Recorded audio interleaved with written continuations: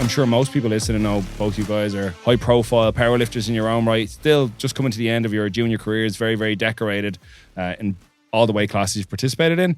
But now you're also running your own podcast, which I think the motivation, if I'm right, is you wanted to spread a lot of the useful information that you've kind of gathered over the years. Like you guys, because I listened to a lot of your episodes when you were young, you were just like, oh, I need to know fucking everything. I'm on T Nation, I'm on bodybuilding.com. You know what I mean? It's given me, you basically are now going to be the filter for the next generation of powerlifters. Would I be right in saying that? Absolutely. Yeah, Absolutely. that makes it sound better than it is. I think. We're actually really bad influences. We're just trying to channel it through a useful medium. Yeah. And it's also become, I notice as well when we have guests on like Nonso, like Listus, like Nicholas, that not only are we sharing our own information, but we're actually channeling other people's information into our podcast as well. Yeah, it was an interesting beginning because it was something that I wanted to do for a long time. I'd say for like a year or so before we actually even did it. I was meant to do it with someone else, but just it didn't come to fruition. It just logistically wasn't going to be possible. And I'd floated, I don't even know if you remember this. I floated the idea to you and you're like, nah, no. And I was like, what do you mean though? Yeah. I'd done all the like background research into it, into what you would actually need to make it possible. And I was like, it's a little bit complicated, but we could make do. But I presume for you, like, it's just something that was totally coming out of the blue. There's no background info. How the hell are we going to run and do a podcast? I don't know if you notice this about me still, but definitely up until recently, I like to think I was open to experience, but also somewhat pessimistic about the logistics of things. And I'd be very cautious about committing to things before I fully understood if it could work or not. And that still happens even with even just meeting up with people. I don't like saying it too early in case something comes up in the meantime, because I hate the idea of something not working out. I'm a little bit fidgety like that. So when you said it to me, I was like, surely that can't work. So no. But then eventually you showed me how it could work. And I was like, well. And it almost even took a couple episodes for the belief to be there, to be like, oh, it actually is real. Oh, we can do. Yeah. Because in fairness, we're best friends, really close, did our first competition together years and years ago. We would talk every day, both high-level lifters, coaches. We'd talk around training and ideas and philosophies. And when we'd run into problems, we'd talk about it back and forth. And a lot of the conversations that we'd have, we'd be like, this is just pure gold. But it's not something that I would be able to communicate in the format of an Instagram post or like a carousel or something like that, or an Instagram story. I'm not comfortable in that medium. Whereas we'd send like 15-minute long voice messages and we're like, if you just stitch these together, that's a podcast in its own right. We need to put that out somewhere. Like if I had known that 2 years ago, that would have saved me so much heartache.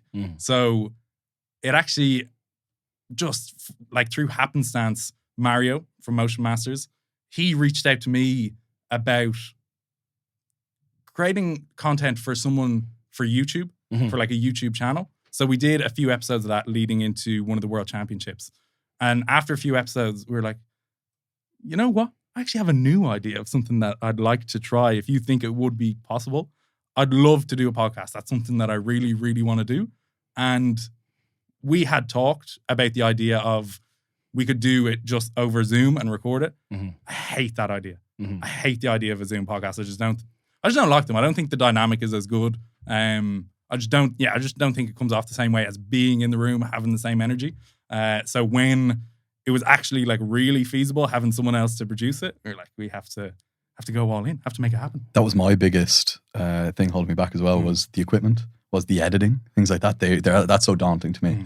Though with effort, we could have figured it out in the long run. But, you know, when I'm like in the thick of it with college, the idea of entertaining something new is horrendous. Do you know, man, that was the same thing for me. I knew for a very long time it was something I wanted to do. And like same as you, Andrew Roe. I'm like, right, I definitely want to make it happen, but I'm a bit too retarded for the technical end of it. Or I can't commit the time to figuring it out, or I just know what a fucking absolute Neanderthal brain I have that I just won't. And that's why I outsourced to Dan and Primal. And you guys obviously found that with Mario and Motion Masters. And that's what I was saying to you before we kicked off. It's amazing that we're in a day and age where there is this demand for media, obviously in fitness, but like in this very small niche that is Irish powerlifting. That's amazing.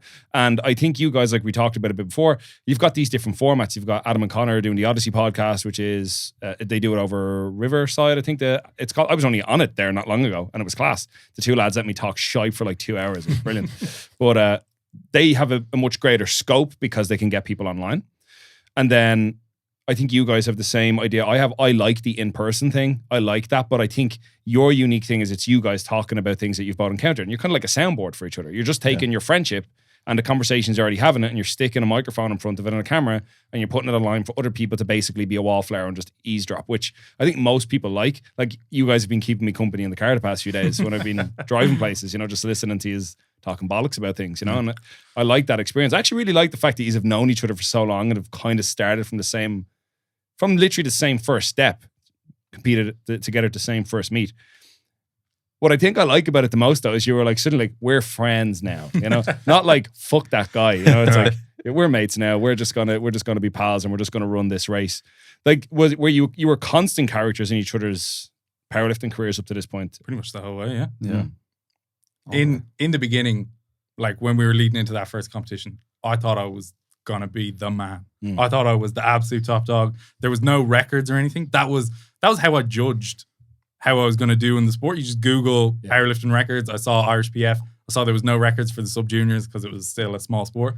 I was above all the standards. I was like, I'm literally going to be the king. I'm gonna be the best ever. Everyone's gonna parade me around. I showed up and there was this guy with the same name as me who out-totaled me by 80 kilos or something? Yeah, and it was 540.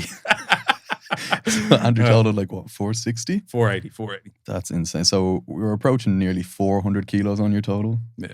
But yeah, obviously. And then you were like, an anxious dog, the way they kind of show their teeth, but once you pet them, they're nice. So Andrew was like, who the fuck is this guy? And I was like, all right, man. And you're like, hey, buddy, how are you? I didn't have a coach for my first comp. I just ran 5-3-1 and just did that 6 times over and over and over. And then I was like, if I match the numbers that I've hit in training in competition, that'd be great. I just had my friend handle me. And I saw this guy who had a whole team around him. I was like, who is this superstar 17-year-old kid who's so strong? Why is he squatting over 200 kilos? What's going on here? So then I was just trying to ride his coattails to see what sort of secrets he had, what steroids he was running. And from there, it grew legs. And the friendship blossomed. Grew something anyway. And were you being coached by Adam back then? Yeah. So the whole time it's been primarily just Adam? Yeah. Damn. It's crazy. You've done some great work together. Absolutely, yeah. To his dismay, I'd say the most stressful athlete to coach. But it's been nice being with one person because now he has this. How long has it been now? It's a massive data set. Yeah. It's a huge understanding, a huge in-depth psychological understanding of and who I am. And a massive amount of trust, I would imagine, as well. A huge amount of trust. Do you know, and I will say, obviously I have a very low resolution take on your relationship after all those years, but every time, I've had Adam on a couple of times and I've been on with those boys, as I mentioned, every time he's been highly complimentary of you. Not when the camera's on, but... Yeah, no, of course not when the camera's on. Yeah, we're best friends. Yeah. It almost makes the coaching relationship very, very unique. I know everybody, you of course want to become friends with your athletes. That's how you get close with them and you fully understand them then. But this is different. It's more it'd be like if one of us was coaching one another, where coach, it almost feels strange to call him my coach. He's like my guide in training. My kind of rock to fall back on. Yeah, really, really close. He's a bit like an older brother figure to me. He's also the most well-adjusted, dialed-in person. He's just so simple, so easy to talk to. Every time I talk to him, I'm like, how the fuck are you so smart, man? I feel like an asshole when I talk to you. He's got it so clued in, motherfucker. And you're with Joey. Yeah, Joey Flex. How did that come about? Because obviously he's not based over here. So how did you reach out to him? Did he reach out to you? So I was working with a different coach at the time, coach in Ireland. I'd been working with him for a year and a half, 2 years maybe. I moved to Australia to travel around. And when I was over there, I think just the coaching conditions were changing, the price agreement and stuff. And since I wasn't actually even in the same country, the relationship dynamic was different. I was like, maybe it's time to try something new. And one of my old training partners, Adam Keane, he used to represent Ireland back in the day. He was working with Joey at the time. And I remember being absolutely dumbfounded by that. I was like, how the hell are you working with this guy in America? And he's like, you just email him and then you sign up. I was like, oh, let me try it out. So at this time, I was like, okay, let me just reach out and see if I could potentially sign up. I'd done European Championships by this time. I came third overall. I had a silver medal deadlift or whatever it was. And I was like, hey, this is me. These are all my stats. I'm strong. I promise. Like, please, can I sign up with you? And he was like, yeah, sure. Fire away. The price was actually like €80 less a month than my old coach was trying to charge. And I was like, Joey Flex, the best in the world. And it's a price reduction. Absolutely sign me up. And that was like 4.5 years ago. And then ever since, haven't looked back. Yeah, you've been popping off. Yeah. So, as I mentioned at the beginning, both you guys are like very, very prominent figures in Irish powerlifting, and more particularly, and I don't know if you actually know this, but like there would be a lot of now newer lifters entering the sport, both sub-juniors and juniors, that would look up to you guys and aspire to be like you guys. So, first question is, we'll ask Andrew Rowe first, just to put him on the spot. Do you have a particular moment now when you look back over the course of your junior career that you can say, this is like a defining moment for me? And before you do, I'll give you a chance to think about it, like your defining moment in your junior career. Most recently, both you guys were at Junior Nationals, right? And you were in the back warming up for squats. And Jacob, that does the media for Odyssey Strength and works with Mario Motion Masters, you obviously know what the story is. This motherfucker was warming up for squats watching Creed. Can I cut across? On our YouTube channel, right, this fella will log in and forget to log back out. All of the recent history of the videos is Creed montage, Creed 2 montage, Rocky 1 fight scene. So I'll just really explain it quickly. It was deadlifts, okay? So as we know, by the time we get to deadlifts, if whatever gas you had is gone, and whatever kind of emotional arousal bank I had was empty, right? Yeah, and I noticed that as well. The Freudian that was slip. an interesting. Okay, so Adam was like, look, man, you're looking a bit flat. Come back to me when you're ready to deadlift. And I was like trying to get some tunes going, trying to get myself like, okay, you can do this. What? My body's just flat. So I thought, what gets me going? And it's watching them Creed scenes. So I popped it up on YouTube on the bench. I'm against my water. I got going and it did the job. It woke me up enough. So that's where it came from. Yeah, you freaked Jacob out. He's like, man, fuck this. There's levels to this shit. This guy's here. You know, last Junior Nationals, he's fucking coming into this flight and the motherfucker's here watching Creed. All the boys are over there shaking and sweating. Andrew's just like, God damn, this gets me every time, you know? It does. Yeah, so you just use whatever your poison is and Whatever gets you going. You dose it up. Like Andrew's 900 milligrams of caffeine prior to starting. So you asked about like was there an inflection point? Is that kind of what you're asking? Yeah. It's a more intellectual way to put it. But yeah. That's how I visualized it on a graph where it was going to go. I'd say probably experiences with pain and traversing how to train around pain and how I viewed training around pain in my own circumstances. And once I came through on the other side of that when you said that, that's what came to mind. So it must be. Of course, there's been major points. Otherwise, we have, going international, big competitions, people very close to me like Andrew, making such huge progress is always like, it's almost like we're connected by a chain. And it's like, even if I don't want to move, if he's moving forward, I'm dragged. I can't stand in one spot. Because we're just so close, I can't see it. And he doesn't want me to stand in one spot either. So that's been great. But that pain experience, I think back, it spanned a few months. It was like, kind of like a sciatic upper glute pain that was sore throughout everything I was doing. It started, I'd cut down a huge amount of weight and I was going to do an open competition, had a ticket. And I was like, well, I'm so much weaker than I was. Let me just start loading it up. Let me just start, I was just jumping huge jumps on squat and deadlifts because I was so motivated, wasn't really physically ready. And then all the fatigue was just piling up. And then the pain was piling up. And I was just trying to ignore it until, I couldn't deadlift 70, squat 70 without a huge, sharp pain.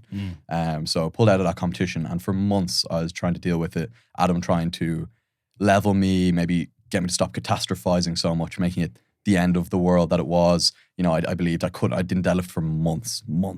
And then I think it was actually running into COVID and I got COVID and stopped training for a week or so, and everything was on lockdown. And then I set up a training facility in a friend's shed. Facility was so Training facility. What the? The Andrew Rowe High Performance you made Center. a rack, bro. Give it a rest. So I set that up and had like the best period of training I'd had once I had kind of reframed how I viewed the pain or training around the pain. So that's probably where the biggest inflection point, because it opened up where no matter how much pain I experienced in the future, I was always going to be able to handle it a bit better. And it was also probably my biggest jump in strength as well. So I started handling numbers that were significantly higher. It was like in the league above what I was handling. So once that happened, I was probably who I am now. That's actually like a way more articulate way to answer it than I thought you might. That's really good, because I think it's like, for you, it was like maturing as an athlete. And it was like, I've come through this experience and I'm a much better, wiser, more capable lifter because of it. I'd imagine some of that then informs your coaching as well, because you've been through it and you can obviously help your athletes. And I'd imagine that's also helped build that relationship with Adam. I'm going to ask Andrew Blackwood in a second, but I'll tell you what, when I knew about you, I was like, this motherfucker is dangerous, right? Because I believe you would, for a good portion of the time I'd been in powerlifting, competing as a 93, and you were always a really good squatter and a really good bench. Fucking mad envy on the bench. Huge gains on that recently as well. But you always had like an okay deadlift, right? And I'm not throwing shade when I say that. No. But then I think, was it your first comp you went 105? Was it Junior Nationals 2023? This motherfucking come out and pulled 285 or something, wasn't it? You had pulled like 250 or 260 or something like that before, maybe 255. And you walked out and smoked this. I was like, all right, maybe there is something to this fucking gaining weight thing, because this fucking guy is That's all after the gear he popping was running. the testosterone and SARMs, you mean? But I couldn't get my head around, because I knew I'd seen your progress. I think we had chatted like a small little bit, but yourself, you're kind of peripherally aware of the people that compete in and around the same weight that you're in. I compete under 93. You're obviously a junior, so I'm going to have to worry about this bastard in a while. But you went 105, like, phew, But then I saw that and I was like, oh shit.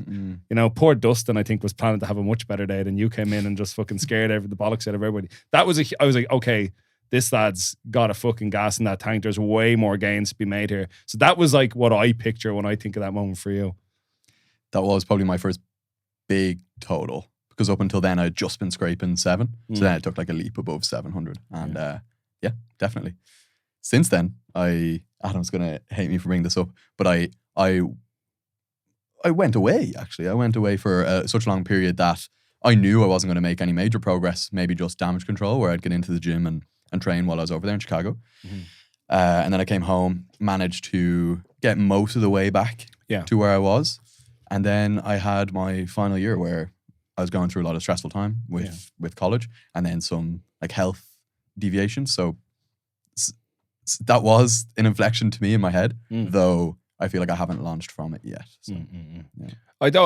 I think though, in fairness, like, what's your total at Junior Nationals gone? 740 something? It was 740. Yeah. Like, I mean, if you're fucking cruising and totaling 740, you're doing pretty good. You know what I mean? Yeah, I'm doing pretty good. You're doing all right. Like, I mean, I think given that you just finished college and all that, you know what I'm saying? Like, I think you can forgive yourself a little bit. If the gym wasn't the number one priority and you were traveling on the other side of the world, like, I mean, cut yourself some slack. Yeah, no, of course. It's not that big a deal. And it's once we don't fuss, I think Andrew and I learned that maybe over the course of the podcast very early on, we realized that the common denominator between our training philosophies, that very slightly, but the common denominator is just not fussing and just doing the obvious, doing the things that obviously matter, doing those to the best of your ability. Do your best. You can only do your best.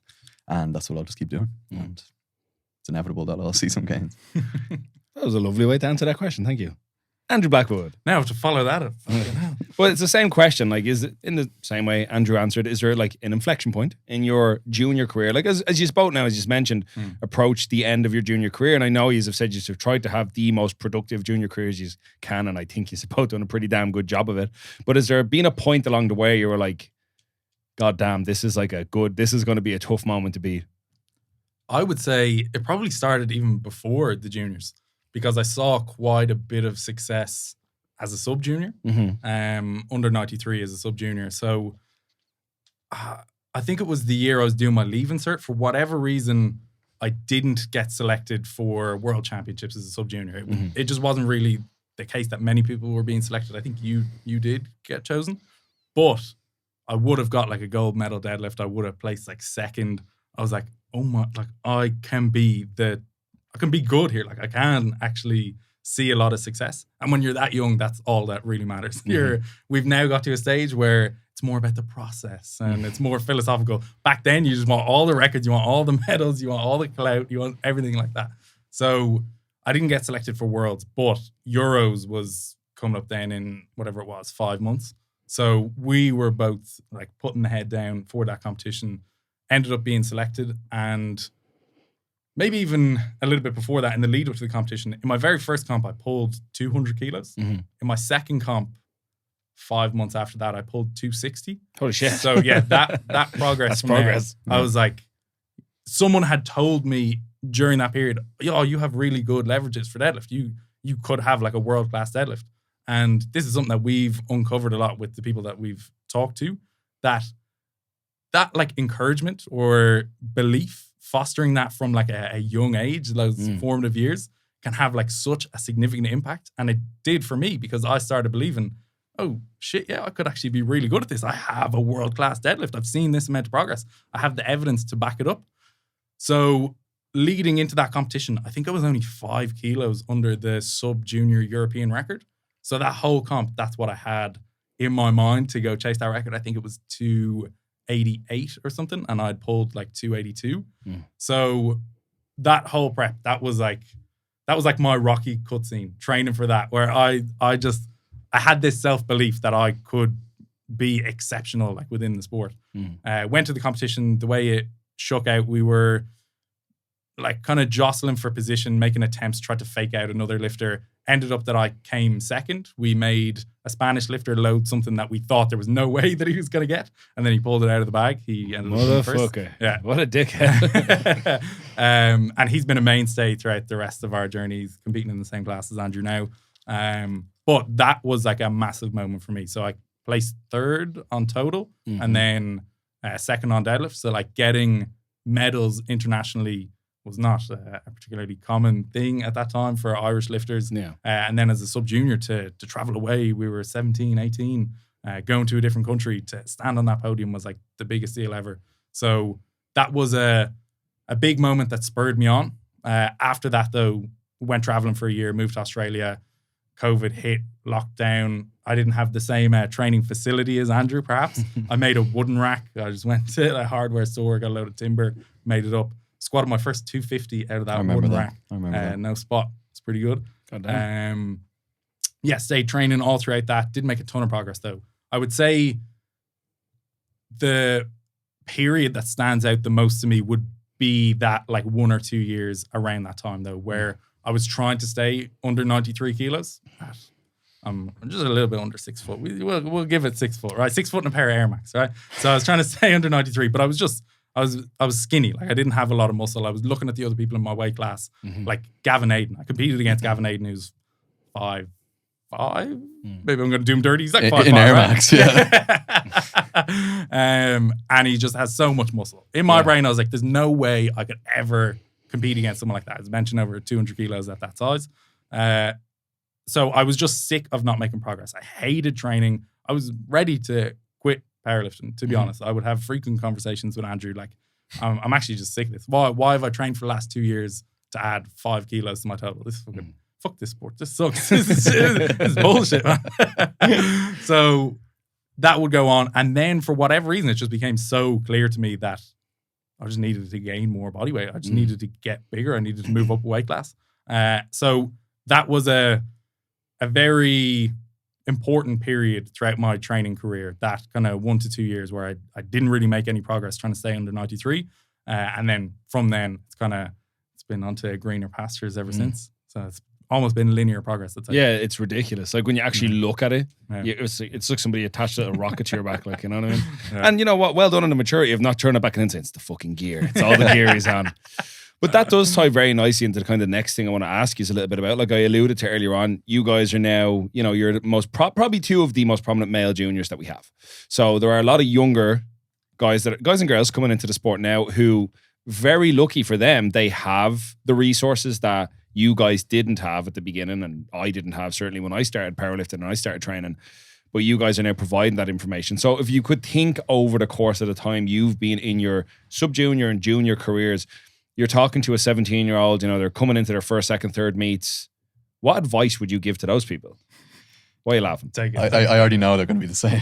Okay, so it's eat food and stop Yeah. cutting. So eat food and gain some muscle and stop overshooting. Seems to be, like, if I could go back to myself, and they seem to be the most generalizable piece of advice as well from things I see other people's situations or my own lifters, is maybe just don't overshoot and you might feel a bit fresher, and eat a bit more food, you'll recover a bit better, and eat a bit more food and you'll gain some more muscle and you'll be more jacked and you'll have more muscle to use. Yep, pretty much. To build beyond that, a big, like, important one for me, and it's kind of broad. It's not super actionable advice, but it's find ways to, like, enjoy the process itself. Find ways to enjoy the everyday. Find ways to enjoy training. A lot of training, I had this idea that I just need to, like, embrace the grind, embrace the suck. You just grind. It's going to be miserable. You just need to work as hard as you can. And, like, it's okay to feel tired. You just need to push through it. All that kind of bullshit just is not the case for the vast, vast, vast, vast, vast majority of my training. I just feel good. I feel nice. I feel comfortable. I feel strong. And I just rack up those weeks consistently. I find ways to do exercises that I enjoy. If there's something that I don't like that's in the program, I'm not going to force myself to continue to come in and do it all the time. I know there could be an argument made there. Sometimes you might have to do things you don't want to do. Honestly, I think you can make progress doing almost anything within training. Like, there's 101 different systems and styles that will work. Just find something that is enjoyable for you, something that will mean that you come in and train consistently, and just do that for a long period of time. It's so cliche, you always hear it, but yeah, if you can not be overshooting so that you build, like, consistent weeks that feel good after each other, you're excited to come in and train, you're not running to the ground, you feel miserable, you feel demotivated, you're eating enough food that you're consistently getting bigger, and you will actually be able to express more strength when you're coming in each week, and you're enjoying the training itself, I just can't see how you can go wrong. Like, a lot of the people I see burn out of powerlifting, they've done, like, way too many competitions in a really short period of time. They're just all fucked up and sore. They aren't enjoying the training. I've never seen someone quit powerlifting because they're making progress. It's always when they've hit, like, a rough patch and the lifts aren't going up at the same rate that they were before, that they're like, fuck this shit, I hate it. And that was me. I was ready to pack it in. And then I realized, how do I get out of that period? I just build more muscle and I stop overshooting as much. And then lo and behold, I've just been adding kilos to my total every few blocks. And I fucking love it. I'm not sick of powerlifting because I'm seeing progress. I'm seeing the number go up. It's fucking deadly. It's fun. Do you know, that kind of ties into something I think you might have mentioned into one of your podcasts, and you were making this point, Andrew Rowe, that you're, like, all the things that you had gone through, we're kind of like, oh, it'd be great to have that information to have not have made these mistakes. But it's like, but also because you've made all those mistakes, they're the things that informed the decisions that actually brought you to here, and you're doing really, really well. So maybe it's good that you went through some of those things. So I wonder, is it almost like a rite of passage in a way that you kind of have to be a bit of a fucking idiot in the first couple of months and years you're in powerlifting, that, like, you feel like every week I need to go into the gym and I need to lift heavier than last week, or I suck. You know what I mean? Or, like, I don't know if you guys get this, but, like, occasionally I'll get lifters that are like, surely I'm going to take away and, like, almost rehearse my lifts before a competition. Maybe not exactly up to what their third attempt is, but they want to take something significantly heavier than they really need to take outside of competition. I personally tried to explain, like, there's no stakes to maxing out in the gym. There's no benefit to it. This is where we do it. This is why we have competitions. But I think you kind of need to go through it and go, oh, you were right. That's actually the way it happens. Like, I'd imagine both you guys, like, acknowledging these things, like, you do just need to embrace growing, gaining. It doesn't matter if you're not competitive for the first, 6, 8, 12 months, you'll get there as long as you're taking advantage of this very, like, productive period of time you have in your young adult years to build lean mass. You're highly adaptive as well.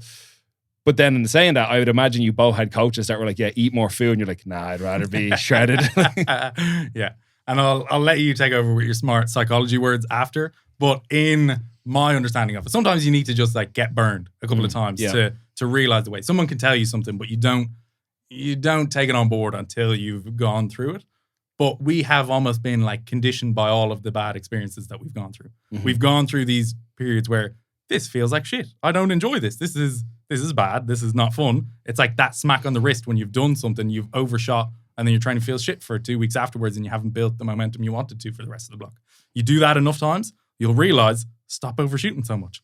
I think for us, we like in our podcast almost exploring these topics just so people hear about it. It's almost like planting the seed. It may not be the time that someone is ready to take it on board, and like that seed's not going to come to fruition just yet. Mm-hmm. But that idea will be in their mind. They've been exposed to it, that when they've gone through the experience, maybe they don't need to go through it 10 times to realize, okay, maybe I should stop overshooting. Maybe they go through it once and go, oh, that's what they were talking about. Maybe I will take it on board and not go through it again. As opposed to, I think with us, it was the self-doubt that you go through a block of training and you realize, okay, it had this outcome that was undesirable, but it can't have been because of that other thing. It can't have been because I wasn't eating enough food. There's no way.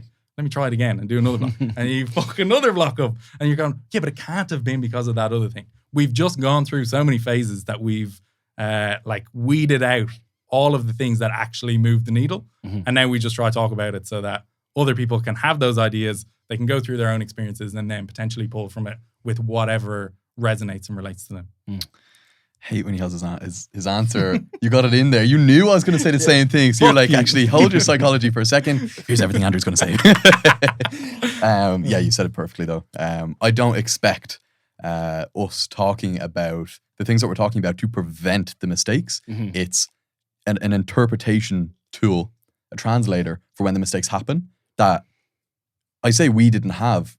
We did have, like I had Adam in my ear, but it's still helpful to, like you said, plant a seed. That the seed, it's not growing yet, but it's there. Yeah. So that when they're like, oh, this is the knee pain that Andrew was talking about when he overshot 10 sets in a row or 10 weeks in a row, and I've just done that. So maybe he doesn't have to, maybe the person listening doesn't do it again like I did, you know, where like Andrew said, I was looking for another explanation or looking past the things I didn't want to accept, you know, or extending this like locus of control beyond me, right? Where it's like, it's not me, it's the programming. It's not me, it's something else. So yeah, hopefully what we're discussing and the topics and the ideas and the solutions like that are a seed. So if you hear them and you're not ready to act on it, you have it so that you don't have to go through it 5 times like we did. You go through it once and then now you have the formula. Now you've gone through it, you're looking for a solution and you already have it. It's funny. I get it a lot from people messaging me or just even chatting in person that we will talk about scenarios that exactly describe their situation or something that they're going through. I was like, yeah, because we've been there. We've done it so many times. We've banged our head on that door so many times that's why we're talking about it. We had it with Listus as well. It's like, oh, maybe they do know what they're talking about. It's like, yeah, that's why we are talking about it. Some of the funniest things to do is to tell people you're close to, anyway, that they're overshooting or like that they're going to overshoot. Because like, say with Listus, what did she take that day? It must have been like 215. It's kind of hard. And she's like, I'm going up. Just because I was able to do it. We we're like, shouldn't. She was like, what's next? And we we're like, what's your back down? What's next? Next week? I like doing that. And then she did well. And I was like, oh, yeah, you're right. Yeah, it's funny. That is all that it is. And I think I was almost a little bit apprehensive before we started doing the podcast that I don't want to say something wrong. I don't want to speak out of turn. I don't want to say something and then look back and be like, oh, that was stupid. But just don't listen to it back, bro. Honestly, I've listened to them all like 5 times back over. But I think we've avoided that pretty much because we only really talk about our own experiences or like my viewpoint or my take on something. It's nothing is absolute. Nothing is this is the right way to do it, the wrong way to do it.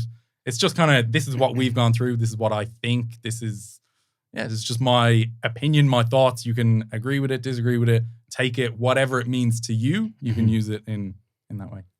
I realized as well that our truth is our current truth. So whatever is true to us and how we view things is only temporary. And guarantee if when we listen back in a year's time to even this episode, we'll be like, oh, I don't think that anymore. That just happens. That's a sign of good progress, though, as a person. You're maturing and experiencing new things, so naturally your viewpoints change. And I think it happens so gradually over time that you don't even necessarily see it happening. Like that, like we saw, and I will ask a bit more about it in a minute. There was a time in your lives you were probably resistant to gaining weight because you probably had this, unconscious bias towards being smaller and leaner, because naturally in the West, that's something we pedestalize as like a virtuous thing. Oh, you're lean. Oh, you have a six pack. You are desirable because of this.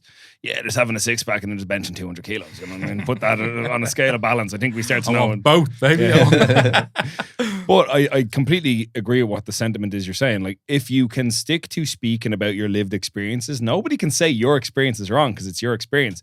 I think when you veer into the territory of like, opposing data sets, fair enough. But like say that you say you've listened to your I never listen to these things. Yeah. But not because partly, and it's like not like an ego thing. Partly it's because like I want to have the conversation and I want to put it out there. But like, I don't fucking need to listen to it again. I've already had it. Like, I will probably instantly forget the majority of it. But I go on like what felt good. Do you know what I mean? Like, when I've had Adam and Connor on after the Christmas qualifier in November. Can't remember what we talked about, but I remember it felt like a really good episode. It's like, oh, those guys are fucking cool. You know what I mean? I really enjoyed that one. Or anytime I've had Ben Crockwell on, I'm like, this guy can fucking talk. Now, people fucking like this motherfucker is saying things that are not right. I'm like, I don't care, man. Like, he's, and yeah, I do get it. I get there's this like fear of like upsetting someone or saying something that maybe is incorrect or is later found to be incorrect or might be deemed insensitive, but I think that's kind of just social media, isn't it? I think if everyone thinks you're great, you're probably playing the fence a bit too much, because you're going to take a strong stance on something somewhere, and it's just the way it is. Like I said, the best thing I can advise is I just don't listen to any of them. I actually love listening to it. So I'll listen to it one time back and just be like, that line, that was fucking genius, man. That was definitely. He'll say something and be like, oh my God, that just reminded me. A lot of the stuff we talk about is like, since it is like our lived experience and it's like the lessons to ourselves, it's almost again just like little reminders to me for my training.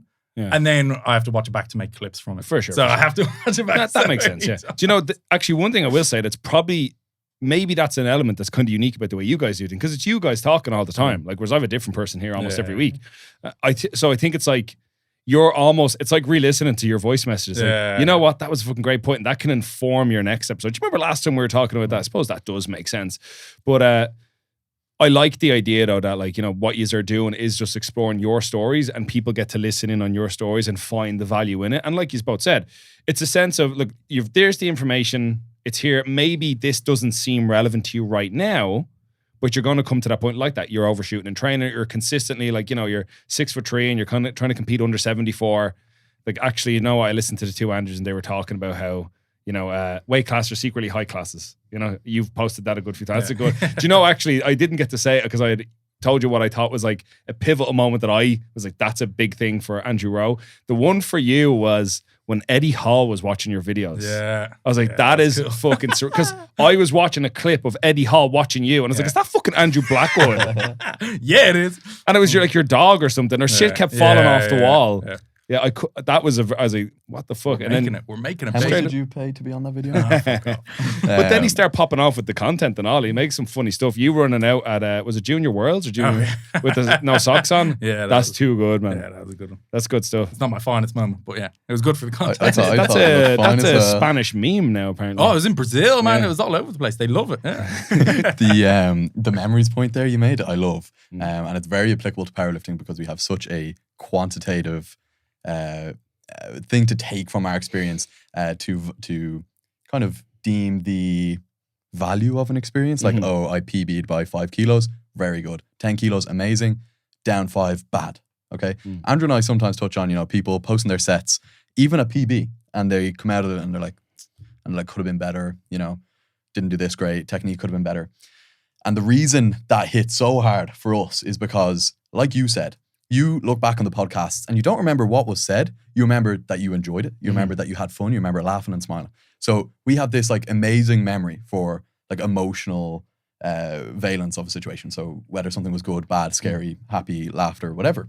So when you take a PB set, it's so important to enjoy it because I don't remember, maybe I remember huge milestones. We all do, your first 300, your first 100 kilo bench, everything like that. But the things in between, the 112, the 247. You don't remember the first time you take it, but you should remember that, I had a great set. I had a great session. Periods of training. Yeah, you look back and think, I had a great week. I don't know exactly what I did. And so it's so important, memories in general, just to try not to get too fussed over the details and too fussed over the minutia, because all you're actually going to remember is that was an enjoyable time. Yeah. I had an enjoyable time in this podcast, an enjoyable week on holidays, things like that. Not the minutia. And it's so applicable to powerlifting, where especially say international competitions. I think I said to Andrew one time, I was like, man, I don't know if I'm going to do this. It was while I was in Chicago. I got invited to go to Budapest. Yeah. And I was like, man, I'm not going to do this. I'm going to, like, my total's going to be like 100 kilos under. Andrew's like, first of all, it's not.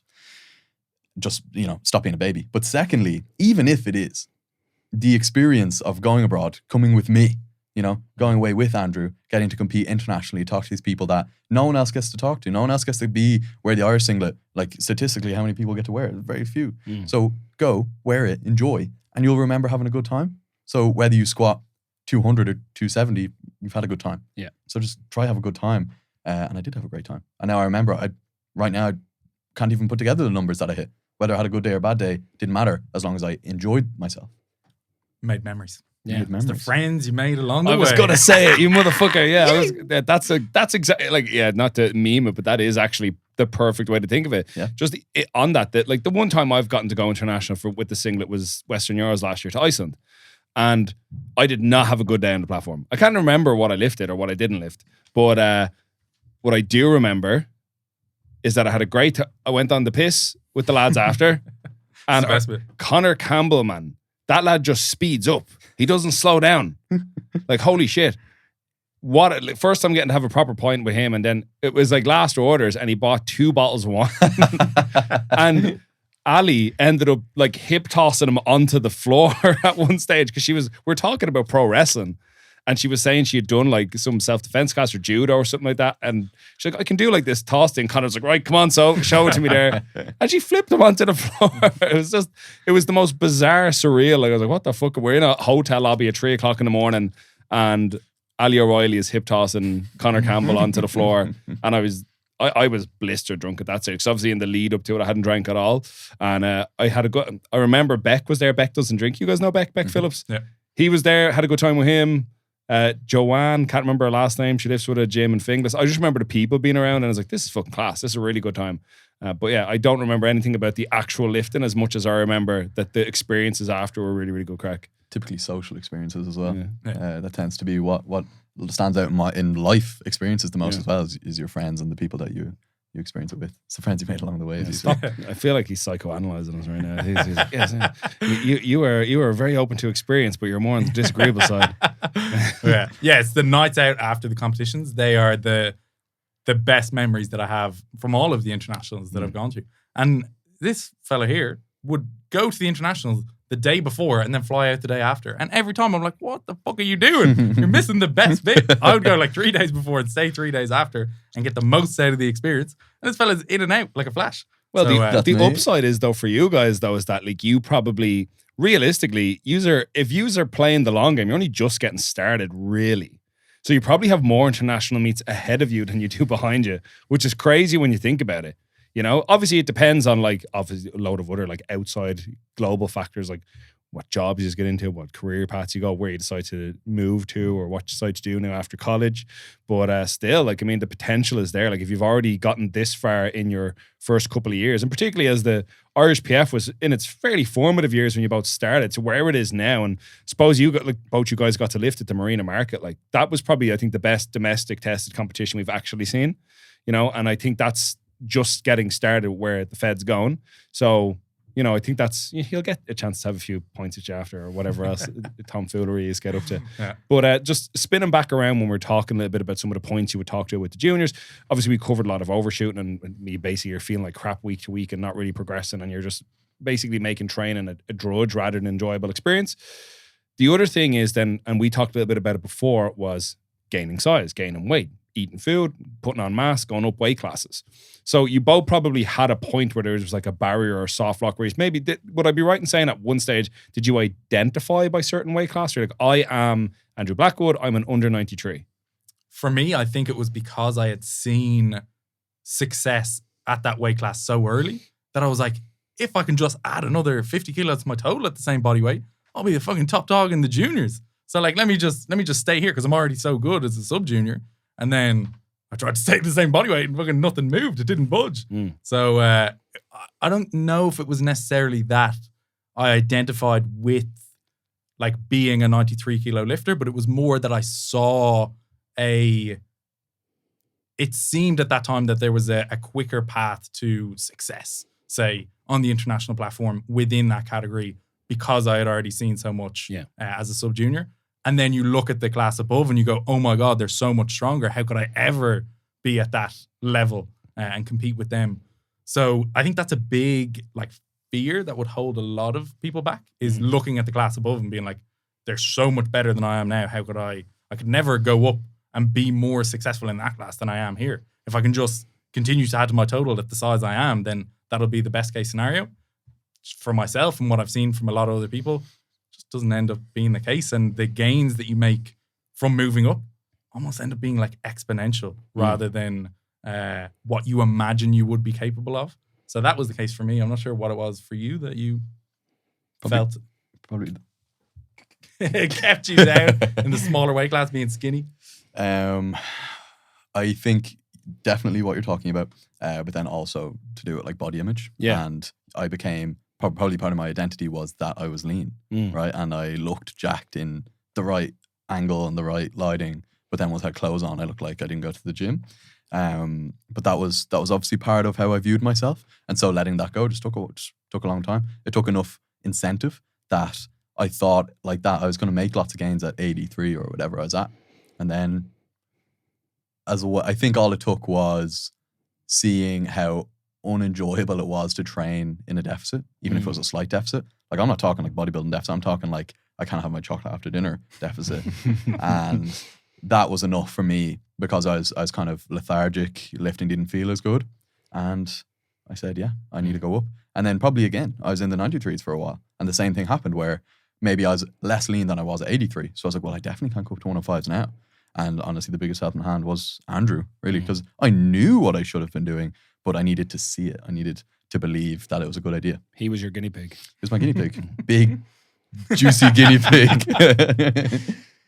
So that's why it's so interesting to me, because I think that you've hit the nail on the head there, is that I think for a lot of people it is reconciling the fact that they probably don't mind necessarily the idea of being in a bigger weight class if they get the numbers, but they also maybe are like, I don't want to become a big fat fucking slob, you know?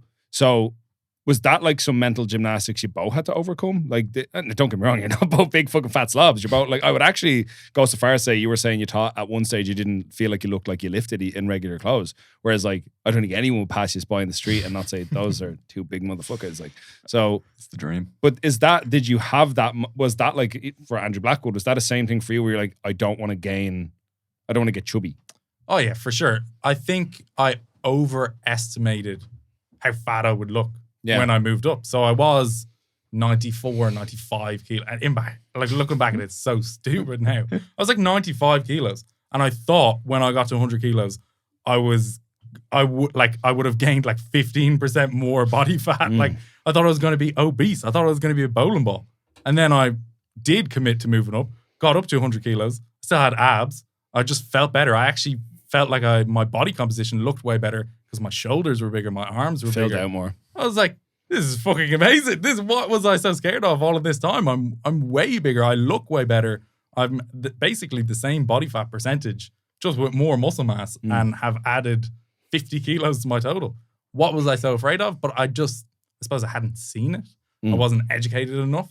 It was just my like pessimistic guess that I was gonna look way worse and way sloppier and way fatter.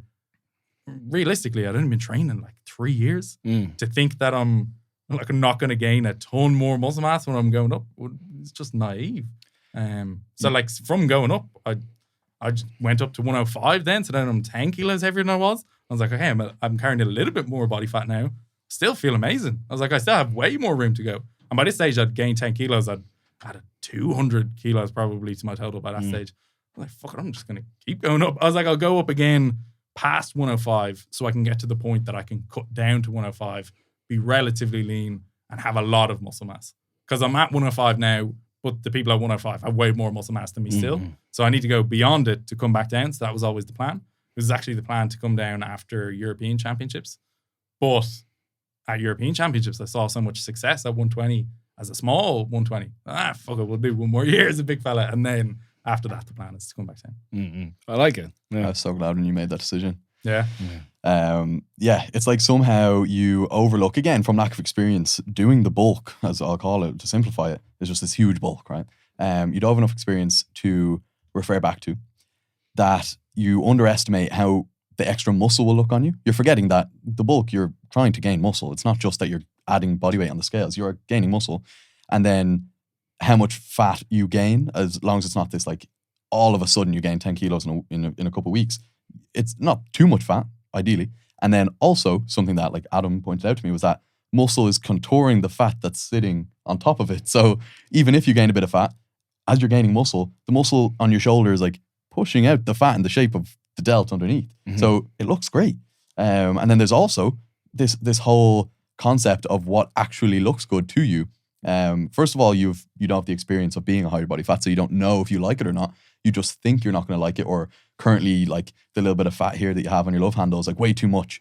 And I think what that comes from is this like societal understanding. You learn, you're conditioned to see like these shredded people as that's the model that I want to be. That's health, and that's sex appeal, right? But I don't know about you. I think I do know about you.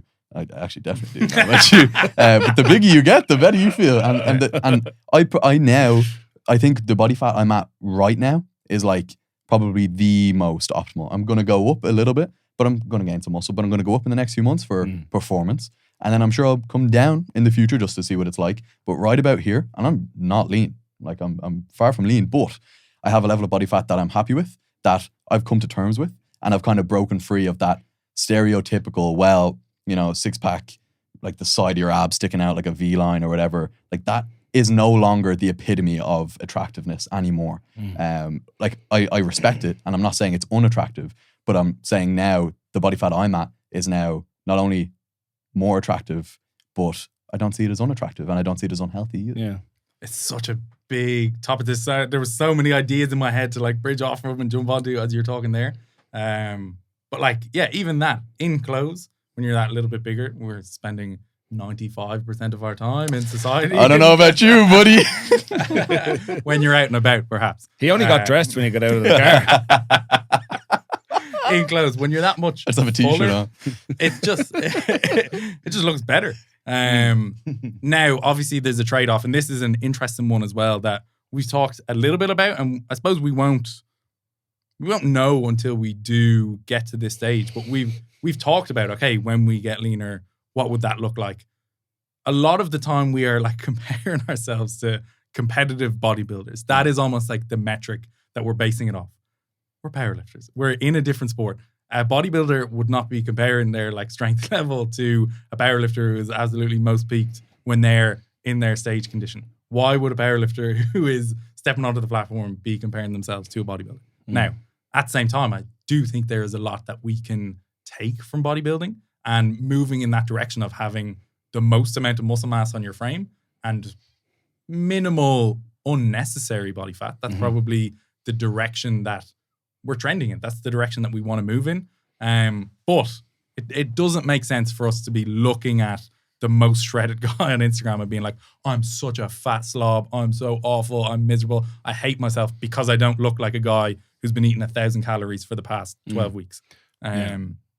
So just being able to like reframe those perceptions and what we expect of ourselves, that's not an excuse to just, again, like you said, become a fat slob. So trying to balance that. Also, I do want to come back down. I do want to get leaner than I am now. I definitely am carrying more body fat than I could be. But it's also a slippery slope when you're coming down and getting leaner, because how lean is lean enough?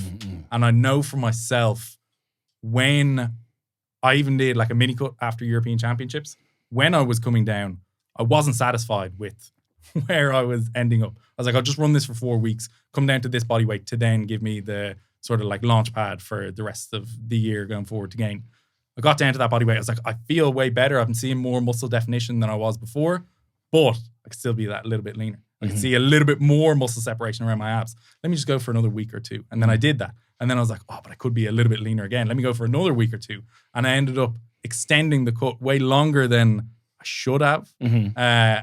And I got to the end point and I was like, I could still go down another 5 kilos. And then I'm sure if I did go down those 5 kilos, I could go down another 5 kilos. So I find for myself when I get caught in that headspace of putting too much value on my physique, and my self-worth is almost like correlated with how lean I am. And if I look lean in the morning and then later at night when I'm going to bed, I'm a little bit more bloated. I'm like, oh, you fat piece of shit, you look disgusting. When I get in that headspace, it's just a negative place. When I remove that from my life and I'm not as caught up in body composition and I'm more focused on the performance benefits that I'm getting from training and the PBs that I'm hitting and how good I feel day to day and how much energy I have, that's when I'm much, much, much happier.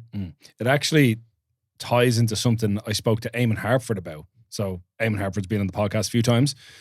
So he was saying basically the way they do this in most other weight class based sports. So let's say he's like, right, you want to be an under 93 kilo lifter and you want a total 800 kilos, right? He goes, first you got to do it at 110, then you do it at 100, and then you do it at whatever, 90, 93. He goes, but that's going to be happening over years. Because firstly, you need to put on enough size to be big enough and strong enough to actually combat those kinds of weights. Then you need to do it under better conditions. So maybe like lower body fat or whatever, bit of weight manipulation. And then after time, you should be able to do in your weight class. But he's like, you're not going to stay at the same weight and just train hard enough to, like, you know, etch out those extra few kilos. And I think that's what we see. It's like the lads that like persistently insist on staying in a class they've outgrown, they're kind of fighting for like those 2.5 kilo total PBs, maybe 5, 10 on a good day. Whereas, what'd you say, you got like 200 kilos on your total when you gained about, 10 kilos body weight? I think over the last like 3-4 years, I've probably added 70, 80 kilos a year to my total. It's a ridiculous amount. Yeah. But I think it's that thing, and I think you hit the nail on the head there. We're powerlifters, not bodybuilders. So, and also I think as well, to add to that, bodybuilders on stage are not the definition of health, because a lot of people are very quick, you know, it's probably not the healthiest thing to be carrying excessive amounts of body fat. Now, I wouldn't call either of you boys excessively high in body fat, but that's true. But the other end of this bell curve isn't fucking like, you know, emaciated people. Lads that are on fucking stage are about to pass out in most cases. Yeah. So I think health exists somewhere in the middle, but we tend to, as people, look at extremes. You know, we use whataboutism. Here's the exception. The exception proves the rule. So I think that's true. And I do. So do you think then your most competitive class, when you've spent enough time building yourself up, do you think you will eventually become a 105 when you're in the open? 100%. So it's just to have, the plan is to have enough muscle mass that I'm, let's say, to throw out a random number, this is not something I actually think, but 12% body fat, 105. You're maybe sitting 107, 108, and then a water cut down. But I'm not at that stage yet. I need to go through those phases of gaining, coming back down, rebuilding, gaining again, coming back down. But and I'm sure I could have done that, like gaintaining, that very slow gain, still in and around the 105 kilo class. I just saw more of an opportunity going for just a slightly more longer drawn out bulk, going into the 120 class and then doing a larger cutback down in.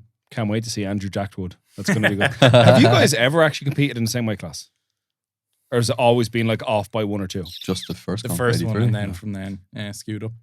And then, do you think you'll go up again, or are you are you happy kind of sitting in the 105s? I was actually just about to see. I'm interested to see what that looks like for Andrew when he is eventually come back down to 105. And then how long do you spend at 105? And then how long do you spend at like 110, say?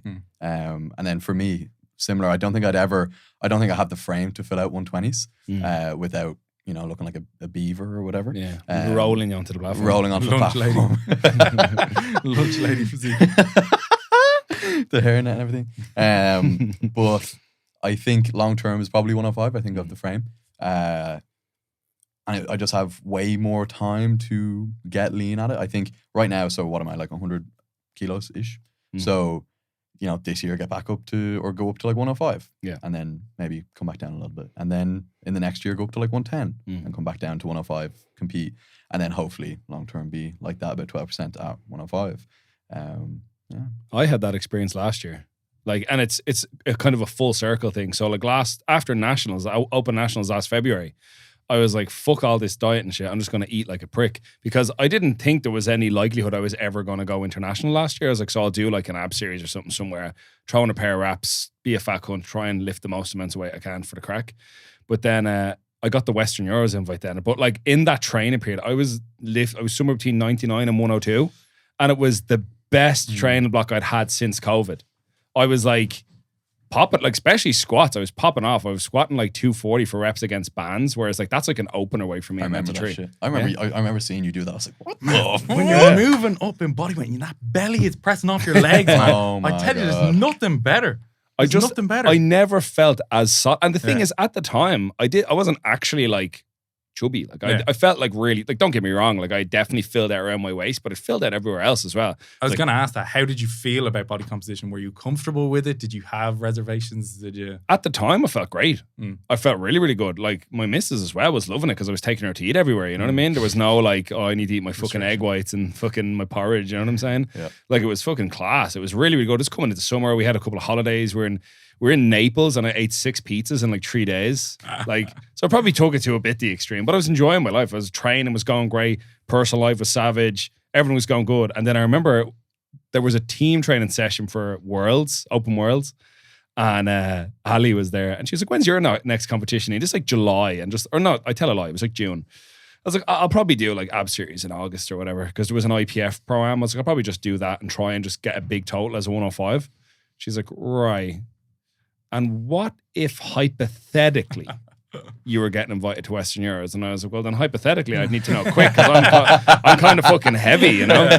But I went on, I got the invite the day I landed in Lisbon for a holiday at the start of July.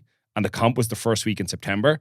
So I was like, I'm just going to enjoy my holiday and I'm not going to think about it, right? So I got home, I weighed in, it was 102.1. I was like, well, all right, it's a bit of work to do. I have 8 weeks, right? I've told this story on this before, but I'll tell it again because it's a fun story. So got on the blower to Shane's story. Good man. He helped me for all the other comps. I was like, Shane, I'm a fat motherfucker. This is what I need to weigh by this day. The thing is, right, I didn't really adjust volume enough in that period of time. So training hit me like a ton of bricks. And I like that. Like it's when you're trying to be or cut and train hard. It's the grimmest experience. And I wouldn't mind. God help everyone I was in the gym with. I was being such an asshole. I'd go in on a Sunday and I was like the Antichrist.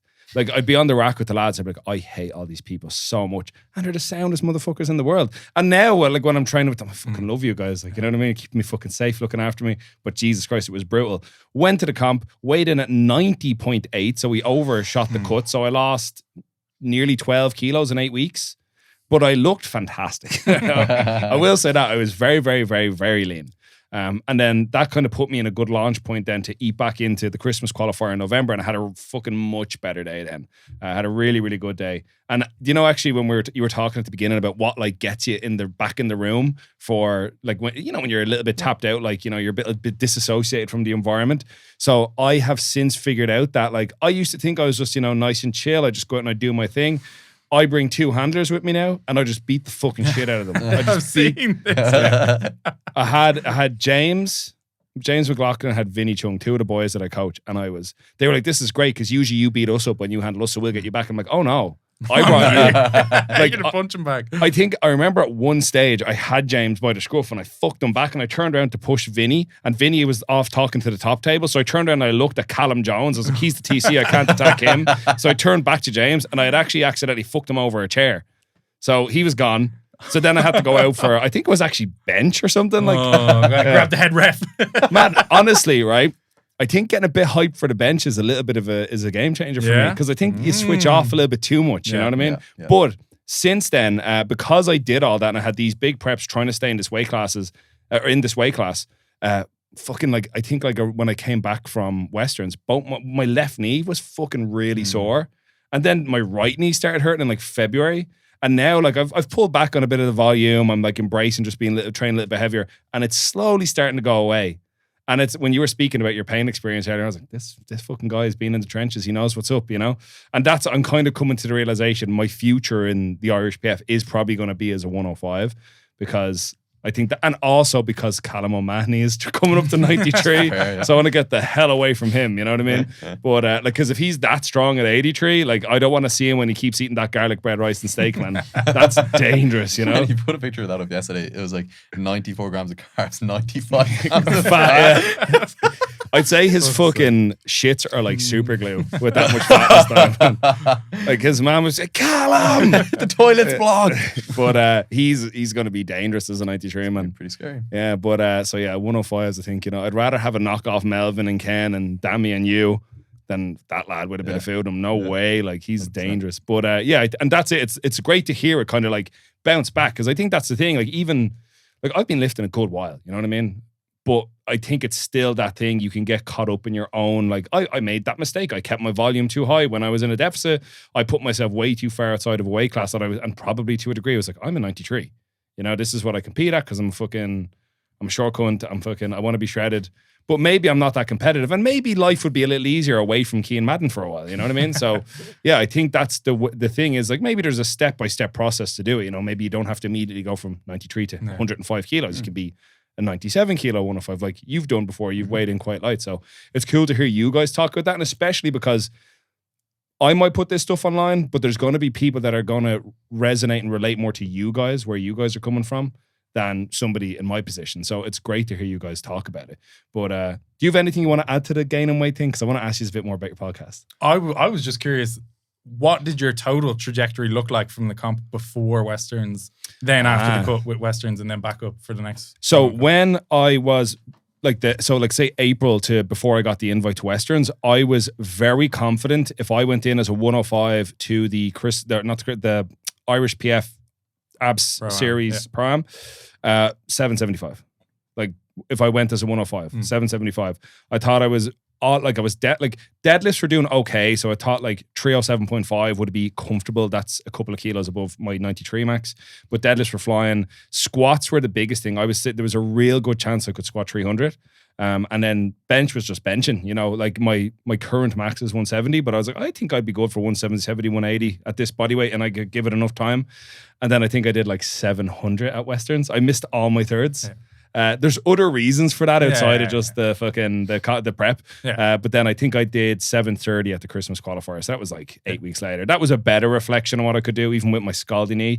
But I dropped my third deadlift as well. Like, so Been there. Yeah, just do you know what? That was actually just a fun competition. Yeah, you know what I mean. Whatever about it, it was good crack. Like, it was good had a good knock off Beck and Matthew Henry. Matthew Henry's another fucking great lifter. Like had a good crack with those boys in the back, and it was funny because I think that happens. I was in the back for junior nationals, right? And the tension for some of like the lightweight female weight class, the under 63s, there was massive tension in the back. Girls were fucking crying, they were missing attempts. But then like I remembered back to when I was competing with Beck and Matthew, we were all warming up together and having the crack. Like it's mad just the differences. It could be an age thing. It could be like maybe it was a lower stakes competition. Yeah.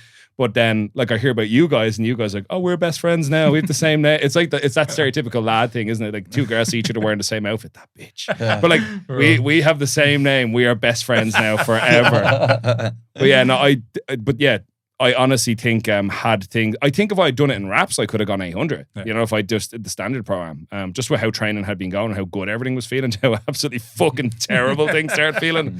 Oh, it was so bad. I think 1 week, like in the previous block, maybe 8 weeks prior, I was like repping 162.5 on the bench. And then like 8 weeks later, closer to the meet, when I had started cutting over those 8 weeks, I failed 162 for a single. I was like, this feels like shit.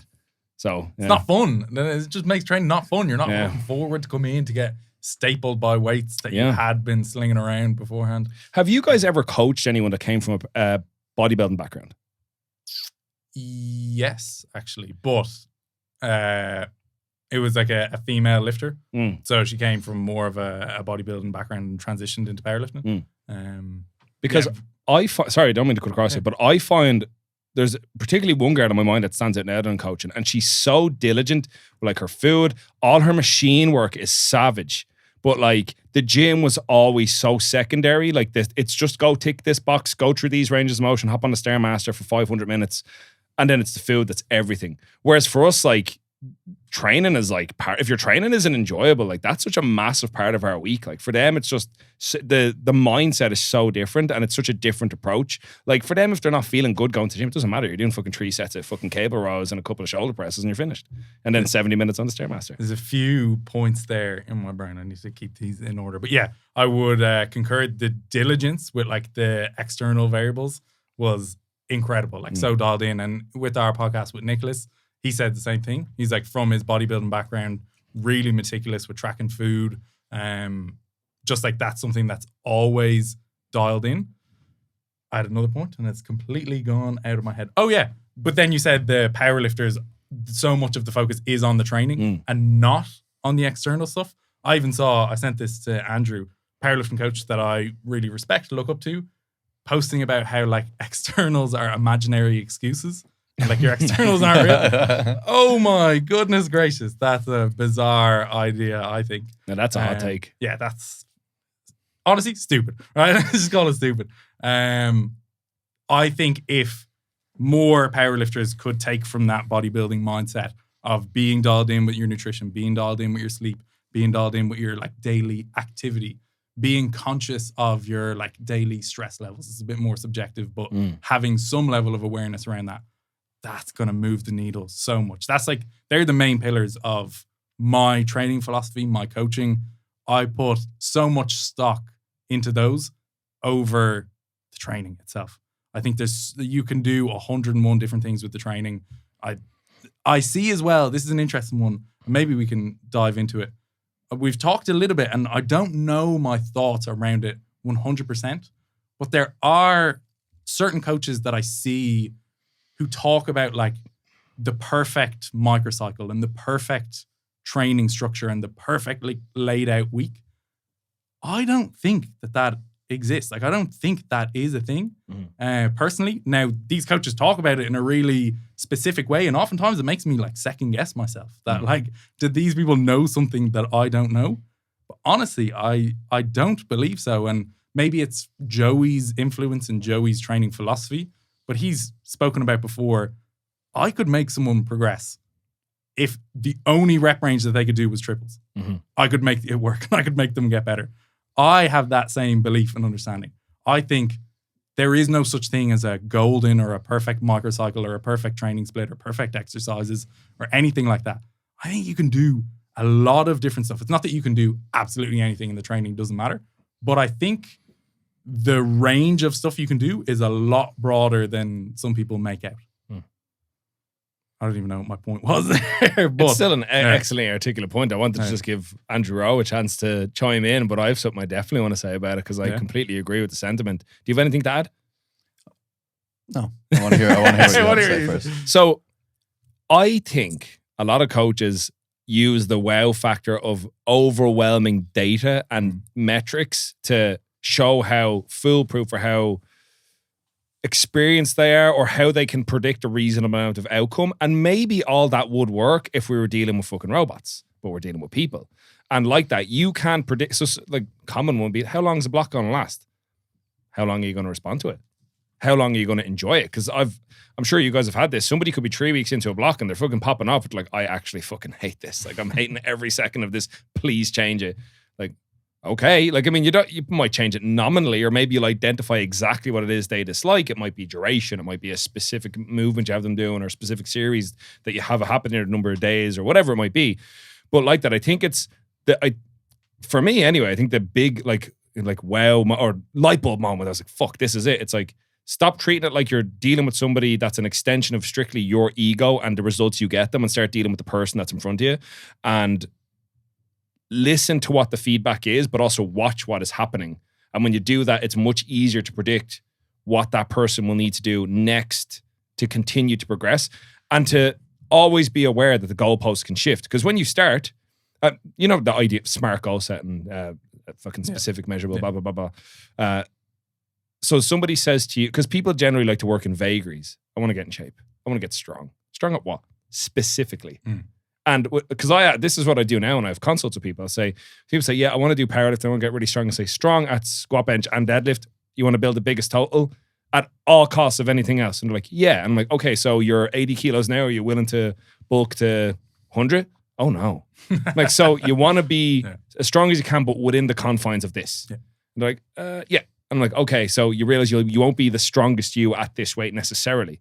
And you kind of have to identify these things, because the more you bring clarity to what the outcome is, that's what you can work towards. So if somebody says, yeah, I don't really feel like I made as much progress from this competition to this competition as I could, I'm like, could we explore going up a weight class? And then they're like, you know what, fuck it, maybe we will, because you were able to identify that. But if somebody only has, I want to be stronger, and they're not seeing linear progression on strength, like I had one recently enough, this just pops into my head. One of the girls I coached, she's young, she's new enough to the sport. She got like a new 5RM in the gym, like 10 kilos over her best ever squat 5RM, right? At about 8 kilos lighter body weight. And she was pissed off with it because it felt hard. Yeah. Like, I'm like, okay, but think of the big picture. You're stronger and leaner. And this is just in the gym and a very non-specific rep range to what we're going to do in competition. This is a fantastic indicator that your next meet's going to be phenomenal. So I think some of it with coaches is this idea that I can set, like I've got like a spreadsheet, right? I don't use spreadsheets anymore, but I've got this sheet, and each week it will predict, oh, this is your new training total based on this week's feedback. Great. But fundamentally useless fucking information. I don't care if my training maxes this week would have equaled a 700 kilo total or fucking 1,000 kilo total. I didn't do it. I just did rep work because I'm fucking like 20 plus weeks out from whatever it is I'm going to do next. So why does it matter? And I think it's this idea that it sells people the idea of a form of progress that doesn't really matter, And I think I think coaching is more to do with your relationship and communication with the person than it is anything at all you can program. Because like you said, you can program almost anything and people are going to fucking progress from it. So actually, I have a question for you on that, if you don't mind, Andrew. So you are now highly qualified psychology. Are we going to say doctor? No, far from. I've just done my undergraduate. Your undergrad's fantastic. But you've now got a very good working understanding of people, for lack of a better word. Do you find yourself applying some of the lessons you've learned through psychology to your coaching? And do you think it gives you a better insight into the individual that's in front of you? Just before you asked that question, you mentioned how it's much more about working with the individual as opposed to the numbers on the spreadsheet. And we've discussed this before, how it really doesn't matter. Like you said something there. You said you don't even use spreadsheets anymore. And I think that's probably you recognizing that no matter what you write down, it's the work with the individual that you do. That you could use my spreadsheets if you want. You could take mine, give them to your lifter, but it's how you coach and work with the individual. That's where the value is. You're not paying for the sheet. Sure, obviously you don't want to give them some piece of shit that I can't read, but like you could give two lifters the same spreadsheet and coach them completely differently, and you're providing them both value, the value that they're paying for. Do I apply my understanding of people from psychology? Yes, but also just from life maybe as well. Like I would believe that you two could apply just as much psychology as I could to the coaching relationship, as long as you are making it this person-centered process that is based around them and how they exist in the world, as opposed to how you, like you said, like an extension of you. They're not an extension of you. So as long as you make it about them and you are building it around them, then yeah, I could say that's from psychology, but I also think you two probably do it just as well. I think that's it, isn't it? Psychology, while it is like a formal education pathway now, it is just taking things that we would have identified anyway and kind of formalizing it, But I think it's, so even, for example, like you said, you could have the same exact program and give it to two people and completely change the approach that you give it to these two people in. And even in the way you might give feedback, you might have somebody that really responds well to like I've got lifters that respond well. I don't want to fuck it. These motherfuckers are going to watch this now and go, he does that to me, the motherfucker. He's fucking gaslighting me. So I have lifters that respond really well to feeding, like, you're in there with them. You're like, you're their bro, you're their pal. You're like, you're the choice of communication is way more informal, and they will resonate more with that because they feel like, for someone else say, fucking, we're in the trenches together. You know what I mean? So that's like a thing. Whereas some of the others, like particularly like if very, very high in trait neuroticism, very predisposed to negative emotion, navigating their self-talk even when they check in, like if they fill in their check-in form and it's like a lot, like they could do something, like I said, one of the guys, fantastic, 10 kilo fucking squat 5RM at a lower body weight and was trying to pick holes in it. So it's almost like trying to reinforce that what that is a very good thing, and not trying to, like, because like frankly, like for me, I'm a very, like I don't really experience extremely low emotion that often. So it's very hard for me to resonate or empathize with. That's probably the better word. And it can almost be frustrating because I'm like, you're doing a fucking good job. And like, I don't want to have to continuously remind that because I don't want to mollycoddle a fucking adult.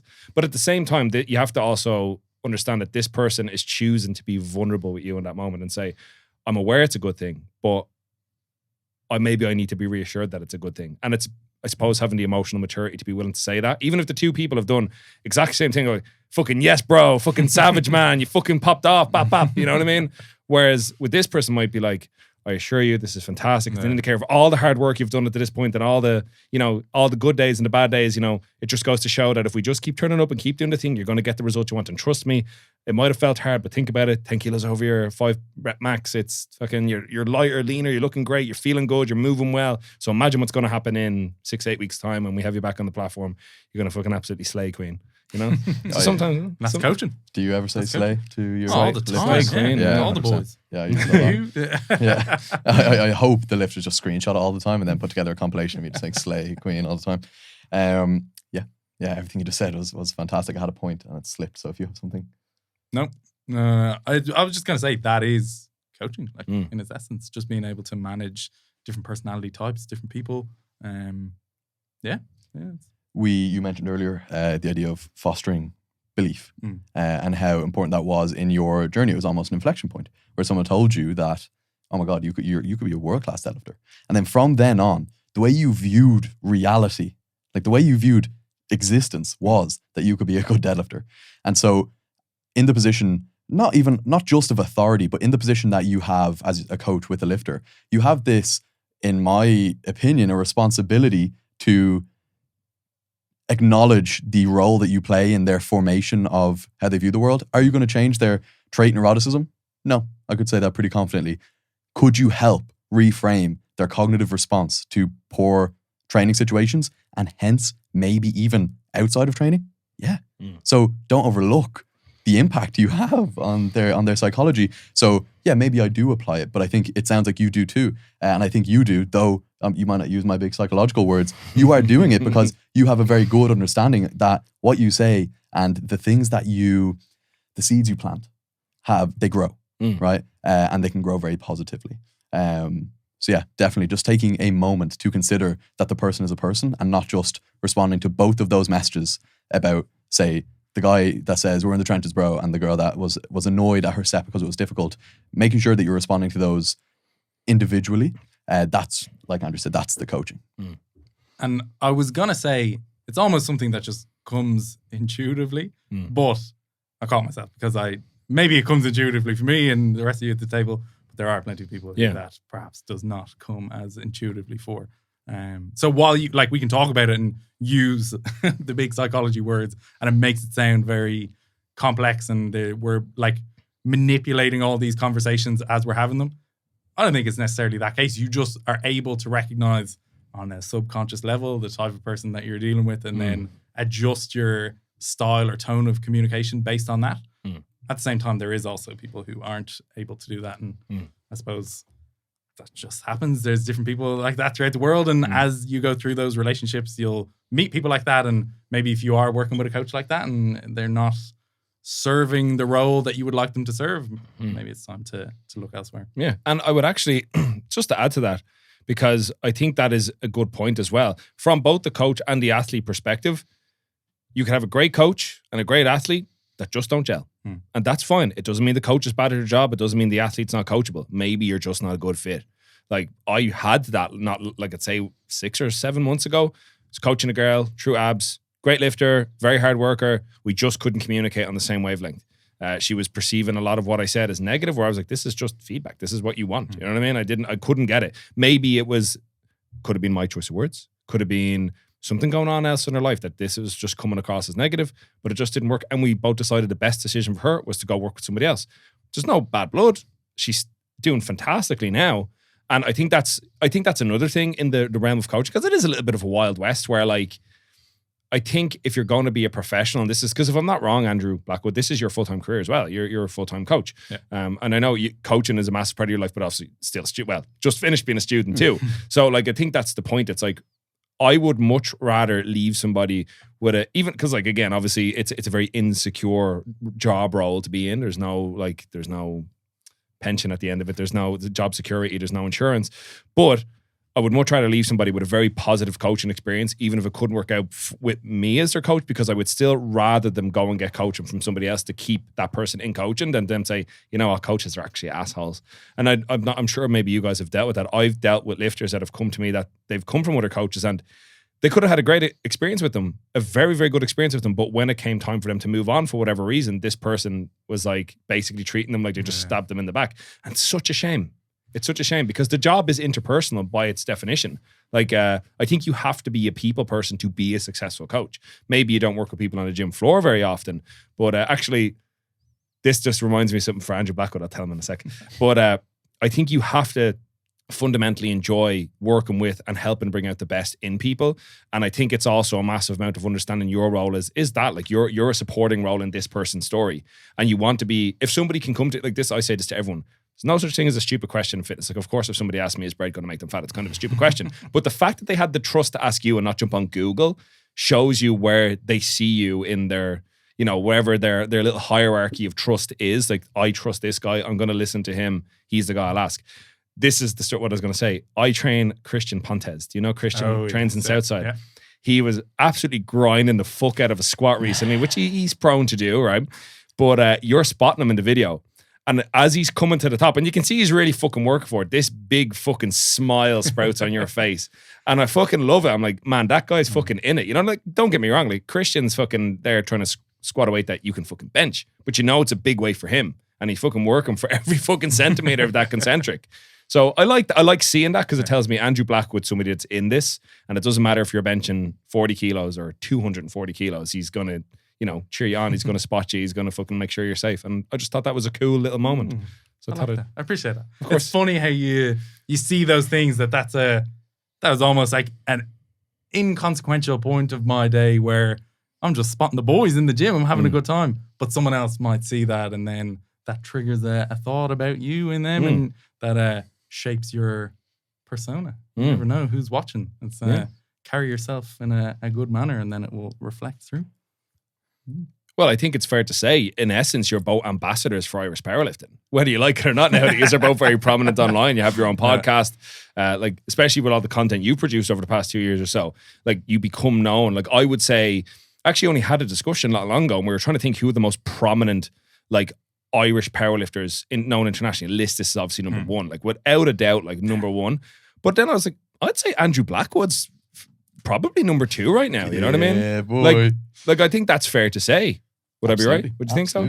He might not want to admit it, but of course he is. Of course he well, is. let me ask you, I won't keep this here too much longer because we've been chatting on for a little while, but just spinning background to your podcast, you recently had on Nicholas Dupree or Dupree's or Duprea, whatever way you want to say his name.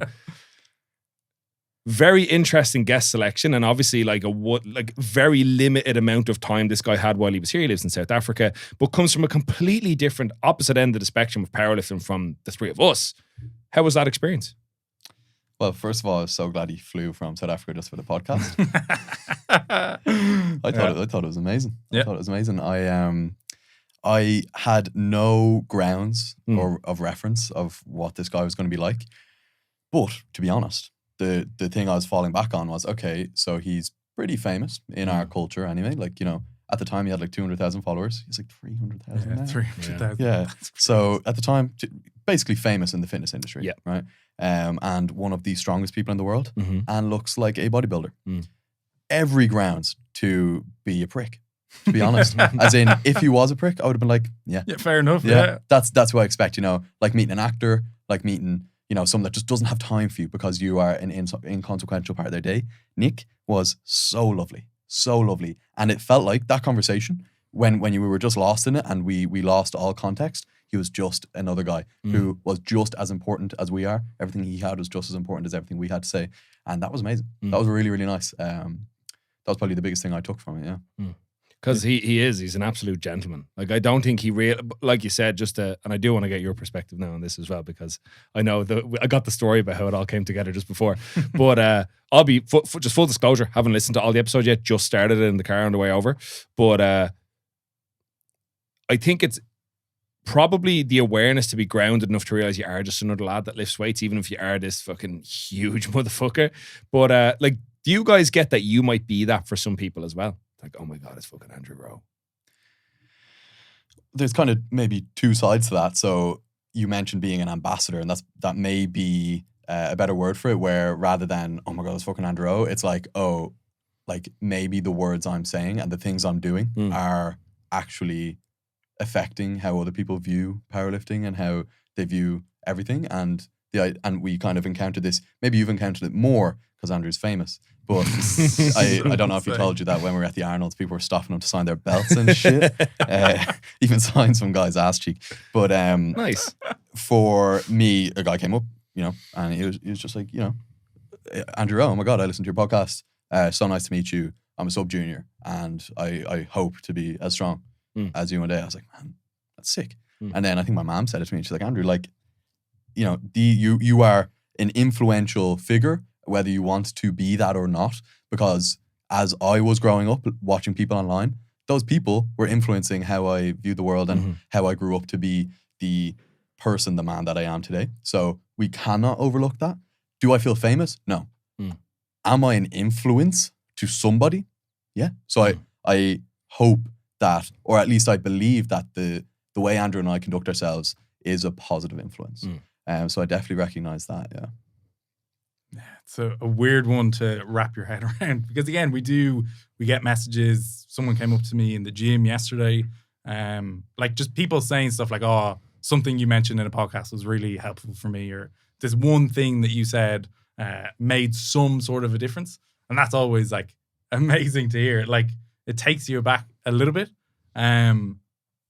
but I wish I could put myself back in like the headspace of 16-year-old Andrew, because I remember seeing like Arthur Lynch, who had the No Lift podcast. I remember seeing him in person. And I was like, oh shit, that's Arthur Lynch. That was absolutely crazy. I saw Barry Pickett for the first time. I was like, this fella's a superstar. I remember seeing those people and I wonder what I would have thought of myself. Like having seen me now, what I would make of me. Obviously we can't do that. So it's hard to imagine. But yeah, just acknowledging that, yeah, for whatever reason, stuff that we are saying is reaching and resonating with people. So just try to leave any sort of like positive influence that we may have. At Junior Nationals, actually, this is probably the one that stuck with me the most. But there was a sub-junior lifter and their dad came up to me and shook my hand and he was like, oh, it's amazing, the podcast. Like what you're doing and the information that you're putting out for the next generation is incredible. And I don't know if it was because of like the generational difference, but for whatever reason, that just like really, really stuck out to me and that hit home. And I was like, oh shit. Like we're just talking to each other about lifting weights and the silly mistakes that we've made. But I know how much that meant to me back then and even still now. So to play any sort of small role in someone's journey is a cool thing. Well, I think I've had Jay on here a couple of times and it's a thing we've talked about, Jay Farrand. And not cancelled yet, but it's a thing we've talked about a few times and the way he builds up the series, it's people by people, So yeah, sure. The fact that you're about international Irish powerlifters in the junior category is probably what gets eyes, but it's the individuals that you are and the stories you have to tell that will get people to stay, And I think you've pretty much hit the nail on the head there. That's probably why this is probably why this guy's dad was like, these are fucking real ones. And that's why I was asking about Nicholas, because it is that, like, I mean, yeah, he is. He's a big hulking dude. He's incredibly strong. He's incredibly well known, but he is one of the lads as well, And I think that it's cool to not, like, you probably realize, like, yeah, he's going to be sound, but like, it's nice to know he is just a real one. But in the course of the conversation, because as I said, he comes from this completely other end of the spectrum with powerlifting. And I'm sure he is probably, in the way he conducts himself, he is hyper aware that there are probably a lot of eyes on him and he wants to present himself well as an ambassador of the sport, although he does come from the untested side of the sport. You guys are, myself as well, we're all from the tested side, the Irish PF. Was there any like mind-blowing moments in the conversation that he's had, both either on camera or off camera, that you can disclose about his use of PEDs, that you were like, holy shit, I didn't actually know this about PEDs, or I wasn't aware of this? Or was there anything in that you thought maybe was good information to know or have out there? I think just in general, his approach to the discussion, I think it just is his nature, how articulate he is, how conscientious and like diligent with the topic and the amount of research that he's put into it. He's not just a guy who's in the gym changing room saying, oh, take this thing that's made in a bathtub somewhere in Finglas. He was telling us the ins and outs of the different compounds, and you would take this thing to counteract the effects of this and so on. And the negative side effects that come along with these drugs and the effect that it can have on your mental well-being, not just your physical well-being, so on. Like his measured approach to it all Like my mum listened to it and she was like, that was fascinating the way that he discussed it, because obviously she doesn't want me going near steroids. But she was like, it was fascinating seeing how he handled the topic. He wasn't endorsing it. It was very level-headed. It was the pros, the cons, why he has opted to go down that road. It was just eye-opening for us to get a glimpse into what's involved, I suppose. Now, from like traveling around, I've gone to a few different gyms where it would be like majority untested. So I have an idea of like what goes on. I don't know if you would have the same exposure, if there was anything from the chat that stood out to you. It was all new. Whether or not it stood out, the information didn't baffle me. It was probably what I expected, but I didn't understand the intricacies. I wasn't aware of what compound did X and what counteracted that compound. So it was all new information to me. It was nice to hear someone, like you said, so measured, talk about it confidently, openly. I like the idea of discussing taboo topics, full stop, because I find the idea of making things taboo then makes them dangerous. Not to say that the opposite is endorsing it, but it's a middle ground of accepting that it exists and educating so that A, it can make people aware of the dangers, and B, the people that are going to be involved, whether we involve it in our conversation or not, can then be more educated on it. So I think that's pretty much it. I think people take a very moral stance on gear without knowing the first thing about it. So like the first and foremost thing whenever I talk to anyone about it is that the first thing I know about it is that it's illegal. That's the most you need to know for the vast majority of people.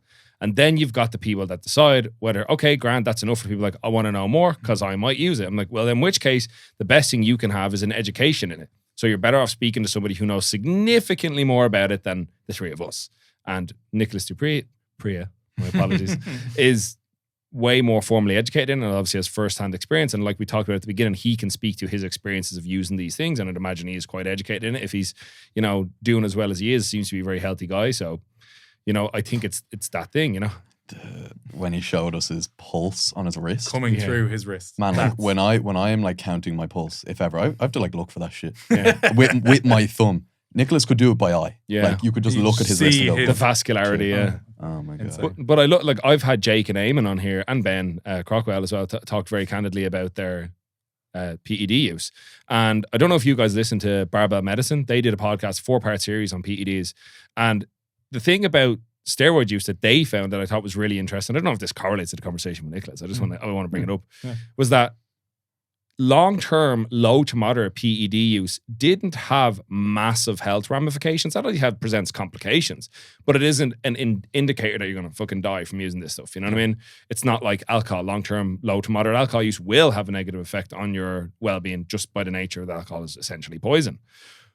But it's that the people that are more predisposed to use narcotics for a longer period of time, or PEDs for a longer period of time, are also like to engage in other narcotic use, you know what I mean? And not just recreationally, you know what I mean? Because I think there are people that experiment, every couple of months, every couple of weeks or whatever, they go on a holiday, they put cocaine up their nose, whatever it might be.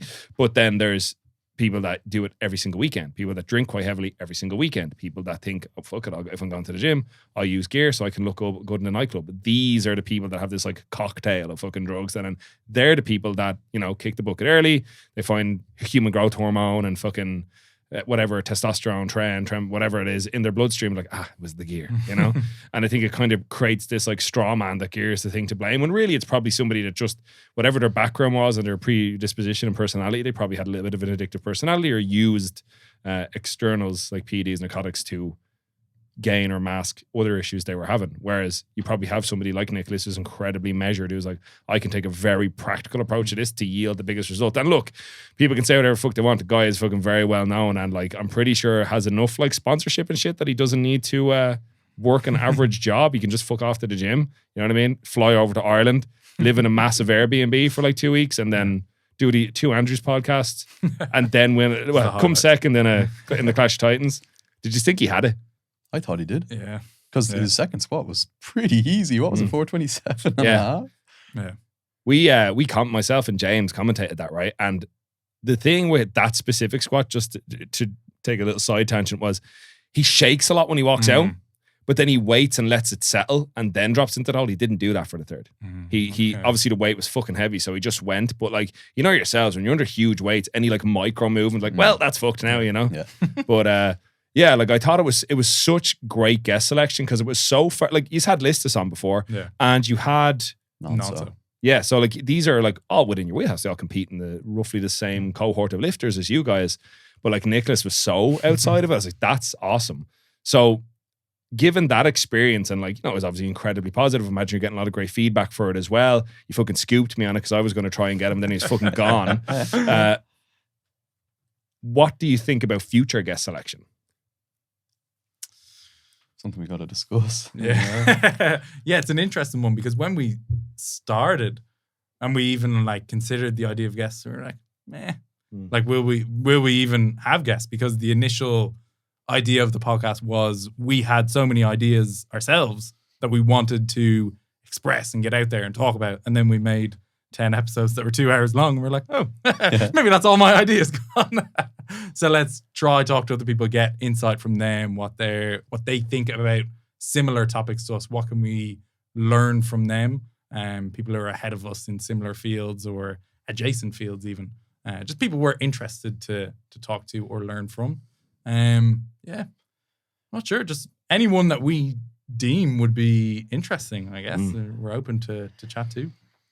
Definitely, like, who could we have an enjoyable conversation with as well? That seems to be the core of what we do, is that we're always having fun. So that's probably a big criteria, big filter. Yeah. How exactly you fulfill that, I don't know. There's both of us. So who I might enjoy could be different and vice versa. So it comes together where we have to both like the idea of sitting down and chatting publicly for 2 hours with this person. So yeah. Yeah, it'd be interesting. We'll find out. We'll find out, yeah. Because that was, like I was saying, it was the interesting thing about when you guys started, because it was just both you and then, you know, a guest here and there. Like, for me, like, I love having people on because like this, we just get these very interesting conversations. And I think for some people, it's the first time they've ever been platformed in that way, you know? Like, I just had Matthew Henry on a week or two ago, and I think that's the first podcast he's done. I'm not sure, but like, Matt's been around the block. He's done a lot in powerlifting, you know? And obviously has the very unique perspective of somebody that like lives in the north. It'd be very easy for him just to compete and go through the NIPF and into like British powerlifting, but has decided to come into the Republic and like what drove those decisions, you know? So I thought that was a unique story to share, and with the public, and also because I like Matt, you know? Fucking pricks. He's so these fucking motherfuckers are so fucking strong. But in any case, it's like that. But then now that you guys have kind of dipped your toe into guest selection, I'm very interested to see how you get on, because the benefit to it is like that. You get some amazing stories. Look, it's fun to connect with people and build bridges and extend olive branches and network. You know what I mean? Like, I like that I can walk into like a lot of different warm-up rooms now and I fucking know everybody. We've probably talked for like 2 or 3 hours, like sitting in a boiling hot room like this. But then the biggest pain in the bollocks is like logistics, because it has to fit both your schedules. Yeah. Has to fit the guest schedule, and then obviously Mario's schedule. And like you said at the start, and Andrew's always late. So. All the time. What time was it you rocked up here? 4 o'clock on the dot. On the dot. He had to finish his roll first and put his clothes on in the car. Jesus. He's weighing me down, to be honest. I might start a solo podcast. But that's the thing. I think, do you know what I think people will do love about it? And the reason it's been so good, and the reason it kind of has its, like, look, we've got a landscape now. Shane and Lawrence have started back up doing their one. Adam and Connor are doing theirs. I've got mine. You guys got yours. But I think it's that nothing can beat that rapport, because you guys are doing it. Like, yeah, Shane and Lawrence are good mates. Adam and Connor are obviously fucking like the 2 Muppet dudes up in the balcony. You know what I mean? You know the guys I'm talking about? But you guys do it in person. So people feel like they're sitting there, you know, chilling with 2 really good mates. And I think that energy is really, like, I get it now. I'm like, this is class. I'll just sit here and let these guys talk to each other. This is doing my job for me.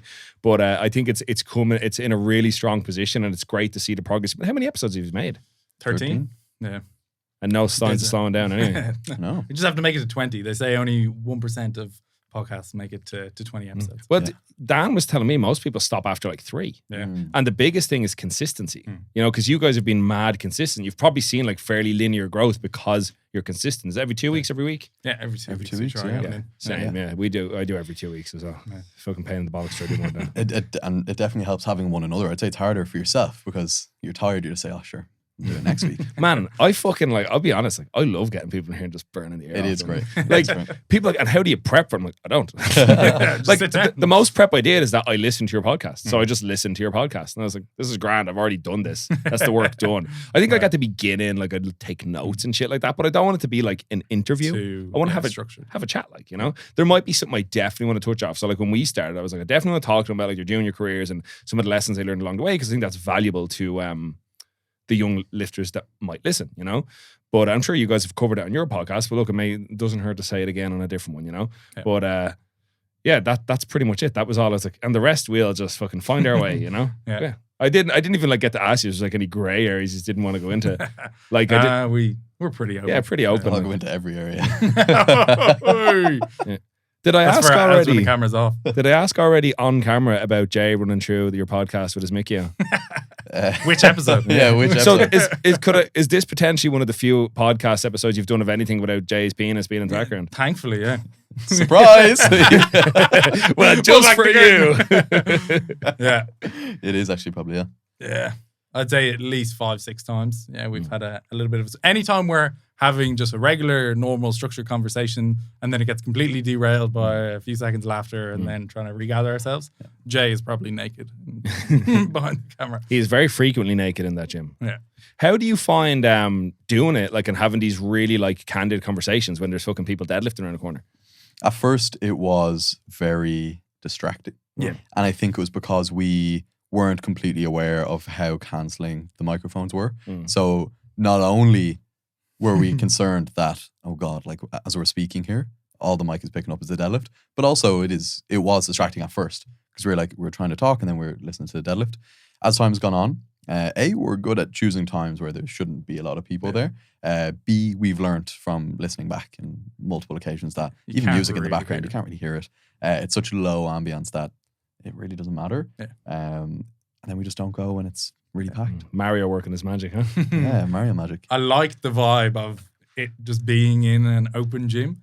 It's like, I don't know, it's just a unique setting. It's a unique sort of vibe. I like it because we did one episode in Jay's little... The office. Yeah, dungeon. And I don't know, it wasn't the same as our big open space in the middle of the gym floor with the weights behind us and people walking around. It's just it's unique. I don't know, you don't see it too often. Yeah, I've done a handful of bits there. Like we did a Clash of Titans preview, just me and Jay, up on pretty much your exact. I think you guys had just finished, and then we just went up and did that. Yeah. And then they did the reveal of USAPL after an ab series. We just set up the tables, and Dan drove over with all the equipment, and we did it there. That was class. But yeah, I definitely think it's like its own unique thing. Do you know? I've said this a few times, and someone trying to organize, but this would be good to say to you guys on air and kind of backs us into a corner that you just have to do it. I'd love if we could arrange it to do like a big fucking like round table thing. You know what I mean? And it could be like us, the boys, fucking Adam and Connor, Shane's and Marbella now, so maybe not. But like, or just like, you know, either a podcast round table or like a coaching round table, and just like, doesn't have to be fun. We don't have to talk about program, but just talk bollocks. You know, talk about like interesting stories as coaches and athletes and things like that, and unique experience. Like say, like Ben Harrison from Chaos, he's primarily a gym owner, so he's obviously got unique experiences that we won't be able to resonate with as just like group of dickheads that do a podcast and train. You know what I mean? Coach people, and then Jay running like the series. Like he's a very unique perspective as like a massive event coordinator and somebody who put on this great show. You know, so yeah, I think that's maybe something we'll try lock in down the line. Now commit to it on the internet. Andrew Rowe. Yeah. Oh no. Yeah. Here's me. Like it sounds good. Maybe. No, I'm in. Sounds good to me. Yeah, I think you know what? I think it's like, especially because you guys kind of already have the infrastructure there, and like Mario's there. I've already rolled down it once, so he's now married himself to the idea that he can do that and definitely get it done. You know. Yeah, I love that idea. I'm going to let you go momentarily, but any final words of advice for anyone listening, whether it's from speaking to them from a coaching perspective or a fellow athlete perspective? Stop trying to be perfect. I think that's just an idea I've settled on as of late. Just stop trying to be perfect. You don't need to be perfect. Just keep showing up, keep trying your best, do your thing, do it for a long enough time. You'll probably be good. And you can only do your best. Seems to be the best one. Seems to be the one that I land on all the time is you can only do your best. So if you do your best, you've done your best. So don't feel like you could have done any more. You did your best. Yeah. You can be happy with whatever efforts you've put forward. Don't be married to these unrealistic expectations. that's where a lot of the unhappiness that I've found in my own training has come from, having these ideas of what I should be doing, and it's just something I've made up. That when reality falls short of that, then I'm a failure and whatnot. Just stop attaching to these objective outcomes. Try your best and just keep showing it. Sound, boys. Thank you very much. Thank you so much. Thank you.